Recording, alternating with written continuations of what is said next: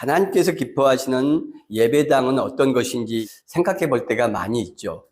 예배당이라고 할 수 없을 정도로 그런 환경 속에서 예배를 드리는 그런 예배당도 하나님 기뻐하시는가? 아니면 굉장히 크고 장엄해 보이고 엄청난 돈이 들어간, 그리고 아름답고 시설이 잘 되어 있는 그런 예배당, 그런 것은 하나님이 기뻐하시는 예배당인가? 이런 의문들은 우리한테 늘 있기 마련입니다. 신앙에 대해서도 마찬가지죠. 예배를 잘 드리고 교회 예전에 잘 참여하는 것이 하나님 기뻐하시는 신앙이고 믿음이고 예배인가? 아니면 예수님의 삶을 닮아서 내 이웃들을 보살피고 사랑하고 주님의 사랑을 실천하는 것이 더 하나님의 뜻에 맞는 신앙인가? 이게 늘 우리를 불안하게 하기도 하고 또 염려스럽게 하기도 합니다. 오늘 말씀을 잘 들으시면 우리가 불안해하고 의문을 가졌던 부분들에 대한 해결의 실마리, 그런 비밀의 단초들을 우리가 좀 얻을 수 있을 것으로 생각이 됩니다. 헤롯 때에 예수께서 유대 베들레헴에서 나심에 동방으로부터 박사들이 예루살렘에 이르러 말하되, 아멘. 여러 단어들이 나옵니다. 헤롯 왕, 또 유대 베들레헴, 또 동방 박사. 헤롯이라는 왕은 신약에 여러 명이 등장을 합니다. 오늘 본문에 나와 있는 헤롯은 대헤롯이라고 불리는 사람입니다. 이 사람은 에서의 후예예요. 에돔 출신, 이두메라고도 합니다. 자기 아버지가 안티파테르라는 사람인데, 이 안티파테르가 굉장히 뛰어난 전략가였고 야심가였습니다. 그래서 25밖에 안 됐던 이 대헤롯이라고 불리는 이 헤롯 왕이 유대 지역의 행정장관을 합니다. 지역을 관할하는 총독 역할을 해요. 25살 어린 나이에 아버지 때문에. 그 갈릴리 지역에서 그런 지도자를 하다가 군사를 일으켜서 예루살렘을 칩니다. 이스라엘 전체를 정복하게 되죠. 어쨌든 이 헤롯이라면 무장 출신이고 전략가이면서 동시에 야심가였다. 그리고 굉장히 잔인하고 무서웠어요. 아내가 10명이 있었는데 자기 아내도 죽이고 아들도 둘이나 죽이고 장모도 죽이고, 뭐 일반 백성이나 자기 눈에 벗어나거나 권자를 누린다거나 백성의 신망을 받는다거나 이러면은 가차없이 죽였습니다. 신하들의 입장에서 볼 때 헤롯은 굉장히 무서운 사람이었고, 백성의 입장에서는 원망이 자자하고 아주 악명 높은 증오스러운 폭군이었죠. 여론이 안 좋은 것을 이 사람도 알 거 아닙니까? 그래서 여론을 뒤바꾸려고, 에돔 출신인데 이스라엘의 왕이 됐지 않습니까? 두 가지를 크게 이제 여론을 자기 편으로 좀 끌어들이기 위해서 하는데, 그 첫 번째가 이스라엘 적통 공주 미리암네라는 여성과 결혼을 하는 것. 그래서 이스라엘 민심을 많이 돌이킵니다. 저자가 이방인인데 감히 우리 이스라엘의 왕이 되었다, 이런 불만 섞인 목소리들이 많이 잦아들었죠. 백성의 민심이 어느 정도 잦아드니까 지도층의 여론을 얻을 필요가 있었어요. 지도층이라는 것은 다 제사장들과 레위인들과 바리새인들, 서기관인들, 이 사람들 아닙니까? 이 사람들이 제일 좋아하는 게 살 수 있는 여건을 마련해 주는 것이죠. 그들이 살 수 있는 것은 뭡니까? 제사 지낼 수 있는 성전을 만들어 주는 거예요. 이 제3성전이라고, 헤롯 성전이라고 부르는 이 성전은 BC 20년 착공이 됩니다. 예수님 공생애가 다 마칠 때까지 완공이 안 돼요. AD 64년경에 완성이 됩니다. 그러니 생각해 보십시오. 주전 20년에서 주후 64년, 무려 84년 동안 건축된 성전이 제3성전, 헤롯 성전이라고 불립니다. 통곡의 벽이라고 인터넷이나 이런 데 보면 나오죠. 그 통곡의 벽이 바로 이 헤롯 성전이 무너진 나머지 잔해, 어마어마하게 큽니다. 9층 높이로 지어졌다고 해요. 기중기 이런 거 아무것도 없을 때 2000년 전에 인력, 사람의 손과 지혜를 가지고 9층 높이의 어마어마한 크기로 지어진 겁니다. 그리고 그게 지금도 통곡의 벽에 남아있다. 헤롯은 주전 4년에 죽습니다. 예수님이 태어난 것을 기점으로 주전 주후로 나누죠. 예수님이 태어났을 때 헤롯이 예수님을 죽이려고 하죠. 살아있는 거죠. 그런데 헤롯은 주전 4년에 죽었다. 제가 이렇게 말씀을 드렸어요, 방금. 계산을 잘못했기 때문입니다. 나중에, 아하, 이게 계산이 잘못됐구나 하는 것을 이제 학자들이 발견을 했어요. 그런데 그때는 이미 많은 시간이 지나서 주전 주가 이미 역사책에 다 기록이 되고 다 통용될 때예요. 그래서 주전 4년으로 다시 돌릴 수가 없는 거예요. 그러니까 4년 정도의 오차가 상당히 자주 있습니다. 왜냐하면 그 잘못된 것을 바로 잡는 시각에서 이야기하시는 학자들이 있고, 아니면 이왕 그렇게 오랫동안 통용이 됐는데 그냥 그 학자들만 알면 되지 뭘 이걸 또 그래서 그냥 적용하지 않고 기존에 이야기되었던 식으로 말씀하시는 분들도 있습니다. 어쨌든 헤롯은 주전 4년에 죽었기 때문에 자기들이 성전을 시작해 놓고 16년 만에 죽어버린 거 아닙니까? 그리고 그 뒤로도 약 70년 동안을 성전을 계속해서 건축해 가고 있었죠. 그 당시에 어떤 속담이 생겼냐면, 예루살렘 성전을 보지 못한 사람은 아름다움이 무엇인지 모른다. 인간이 건축한 것들 중에 예루살렘 성전만큼 아름다운 것은 없다. 이런 수식어가 붙고 격언이 생길 정도였습니다. 이 성전은 70년 티투스 장군에 의해서 완전히 무너집니다. 84년을 지은 게 5, 6년 만에 무너지는 것이죠. 하나님이 기뻐하시는 성전이었으면, 하나님이 기뻐하시는 예배당이었으면, 하나님의 정신과 영이 거하시는 거룩성을 가지고 있던 성전이라면 그렇게 무너질 수 없죠. 하나님께서 지키시는 겁니다. 우리 인간이 지키지 못하더라도. 그 성전이 불과 몇 년 만에 무너졌다. 뭘 의미를 하는 걸까요? 우리 예배 공동체는 굉장히 작고 초라하고, 작고 초라하다는 말로도 할 수 없을 만큼 정말 볼품이 없다고 말할 수도 있습니다. 그러나 그것은 우리의 눈, 우리의 생각일 뿐이에요. 하나님께서는 어떤 예배당, 어떤 성전을 거룩하고 아름답고 내가 거할 만한 곳이다 라고 생각하실까요? 우리는 미식한 광야에 내려오셨던 성전의 최초의 모습 속에서 그것을 생각해 볼 필요가 있다. 베들레헴, 베트라는 말은 집, 마을이란 뜻이고요.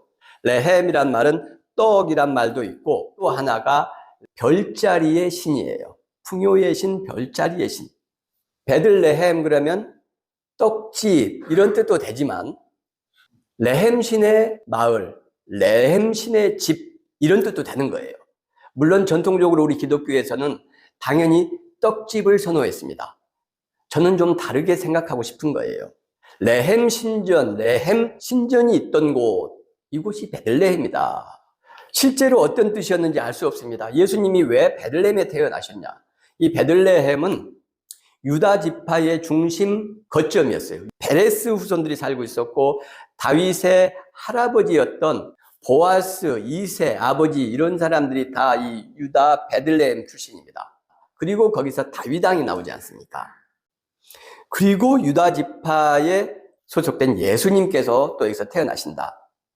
이 베들레헴은 미가서에 보면은 메시아가 탄생할 것이다. 또 유대 땅 베들레헴아, 너는 유대의 거울 중에서 가장 작지 아니하도다. 내게서 한 다스리는 자가 나와서 내 백성 이스라엘의 목자가 되리라 했습니다. 예, 아멘. 이게 미가서 5장 2절 말씀인데요. 미가서 5장 2절을 한번 찾아볼게요. 베들레헴 에브라다야, 너는 유다 족속 중에 작을지라도 이스라엘을 다스릴 자가 내게로 나올 것이라. 그의 근본은 상고의 영원에 있느니라. 좀 다르죠. 목자란 말도 없고, 마태복음에는 가장 작지 아니하도다 이랬는데, 미가서에는 너가 가장 작을지라도 이스라엘의 다스릴 자가 나올 것이다. 이 메시아에 대한 예언, 그것을 마태가 살짝 변형을 한 건 맞습니다. 또 그 변형된 내용에는 의미들이 포함이 되어 있어요. 그러나 어쨌든 우리는 지금 베들레헴이 어떤 곳인가를 알아보고 있는데, 유다 지파의 거점이었고 구약의 미가 선지자를 통해서 메시아가 탄생할 것이다 라는 거룩한 예언이 있는 곳이다. 그런데 레헴 신의 신전이 있는 마을, 레헴 신의 신전이 있는 곳으로 이해하고 싶다는 거예요. 왜 그럴까요? 우리가 함께 질문을 던져야 될 것입니다. 예수님은 왜 거룩한 도성 예루살렘이 아니라 우상신전이 있는 레헴 신전이 있는 베들레헴에 탄생하셨을까요? 이스라엘의 수도 큰 도시가 아니라 변방 우상의 신전이 있었던 그 마을에서 태어나셨다. 2장의 오늘 본문 내용에는 마태가 의도적으로 대조되는 단어들을 사용해서 뭔가를 이야기하고 있어요. 왕이 등장하고 요셉이 등장합니다. 예루살렘에서 예수님이 태어나신 게 아니고 베들레헴에서 태어나셔요. 왕궁에서 태어난 것이 아니고 초라한 베들레헴의 이름 없는 작은 집에서 태어납니다. 마구간이 아니에요. 마구간은 누가복음에만 나오는 겁니다. 11절에 동방박사들이 집에 들어가 아기와 그의 어머니 마리아가 함께 있는 것을 보고 엎드려 경배했다 이렇게 나왔죠. 이 집, 오이키아 같은 단어, 오이코스라는 단어도 있어요. 집, 왕궁이 아닌 평범한 집에서 태어났다. 대제사장들이 이스라엘의 종교인들이 하나님의 계시, 별을 본 게 아니에요. 저 멀리 페르시아에 있는 이교도들, 이방인들에게 하나님의 계시가 드러났어요. 그 별이 나타났어요. 또 예수 그리스도의 탄생 바로 직후에 헤롯이 죽습니다. 그러니까 헤롯이 예수님을 죽여라 군대를 보낸 뒤에 바로 죽어요. 요세푸스의 유대 전쟁사에 보면 헤롯이 죽을 때에 일식이 있었다 이런 내용이 나옵니다. 그래서 컴퓨터로 시뮬레이션을 돌려본 거예요. 언제 헤롯이 죽었는지 한 2000년쯤에서 쭉 돌려봤더니 BC 4년 3월 12일에서 3월 13일 날 일식이 있었어요. 아하, 헤롯이 BC 4년에 죽었구나. 이것이 명확하게 과학적으로 증명이 돼버린 겁니다. 예수님 태어났을 때가 이때구나. 예수 그리스도의 탄생과 대조되는 게 헤롯의 죽음. 하나님의 아들이 가장 낮은 곳으로 내려오신 그 어린 아이의 탄생. 인간 권력의 정점에 서 있는 가장 위대하고 힘 있는 한 늙은 왕, 폭군의 죽음. 이게 또 대조되고 있어요. 이런 대조를 해서 대체 어떤 진리를 우리에게 알기를 원했고 알려주려고 했을까요? 이 속에서 우리는 하나님의 메시지를 찾아내야 되는 것이죠. 동방박사들이 있습니다. 이들은 축복받은 사람들이죠. 동방이라는 말은 아나톨레라는 헬라어가 쓰여요. 동쪽, 무엇이 뜨는 이런 뜻입니다. 그러니까 해 뜨는 곳을 말해요. 동쪽, 동방이라고도 이야기를 합니다. 보통 페르시아라고 이야기를 하지만 이제 아라비아로 이야기를 하기도 하고 또 메소포타미아 지역으로 말하기도 합니다. 그런데 박사라는 단어 때문에 페르시아로 봐요. 이란으로 보는 겁니다. 왜냐하면 이 박사, 마고스라는 단어가 쓰이는데 이 마고스는 페르시아 사제들의 계급 중에 하나예요. 그래서 저는 여러 가지 의미 중에서 페르시아 사제들이다. 이란은 팔레스틴에서 볼 때 동쪽에 있습니다. 페르시아에 이 사제들이 왔다. 놀라운 일인 겁니다. 이스라엘에 수많은 대제사장이 있었고요. 서기관들이 있었고요. 율법학자들이 있었고요. 바리새인들이 있었습니다. 그런데 왜 하필 하나님께서는 그 페르시아 이란의 사제들에게 별을 보내신 겁니까? 여러분 좀 더 깊게 이야기하는 게 별일까요? 별이 사람 앞에서 그렇게 우리를 인도해 가는 게 가능합니까? 우리 지금 과학으로서 우리 지금 천문학을 동원할 때 그거 안 되죠. 그래서 기독교 신학자 중에 이 브루스라는 분이 있습니다. 그 당시 과학과 천문학적 지식으로는 이걸 별이라고밖에 말할 수 없지만 그건 별이 아니다. 그러니까 브루스는 그렇게 이야기합니다. 이게 천사들이나 어떤 불빛이었지 어쨌든 별을 보는 관점과 이해들이 많이 차이가 있다. 이걸 이제 말씀을 드리는 겁니다. 세 명이란 말도 등장하지 않습니다.